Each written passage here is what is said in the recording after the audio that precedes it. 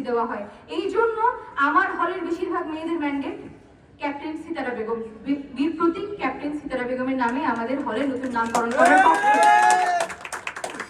আমরা চাই এখানে উপস্থিত আমার অন্যান্য হলের বোনেরা আছে, হল সংসদের প্রতিনিধিরা আছে, আমার অন্যান্য হলের ভাইরা আছে, ডাকসুর আমার বড় ভাইরা আছে, ছোট ভাইরা আছে, এবং আপনারা সাংবাদিক ভাইরা আছেন। আমরা চাই যে আপনারা এই জায়গায় আমাদেরকে পূর্ণ সহযোগিতা করেন, আমাদের প্রতি পূর্ণ সমর্থন রাখেন, যেন আমরা প্রশাসনিক জটিলতার ঊর্ধ্বে গিয়ে আমাদের হলের নাম দ্রুততম সময়ে পরিবর্তন করতে পারি।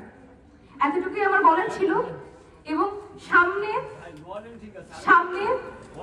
আপনাদের কাছে আমার অনুরোধ থাকবে যে এই বিশ্ববিদ্যালয়ে যখনই আমরা মুক্তিযুদ্ধের অবদানগুলোকে আসলে অতিরঞ্জিত করব, ব্যক্তি কেন্দ্রিক বা পরিবার কেন্দ্রিক করব, আমরা যেন সকলে সোচ্চার থাকি। কারণ আমরা মনে করি আমাদের বাংলাদেশের ইতিহাস, আমাদের মুক্তিযুদ্ধের ইতিহাসটা সংকীর্ণ হয়েছে এই পারিবারিক পরিবারতান্ত্রিক রাজনীতির কারণে।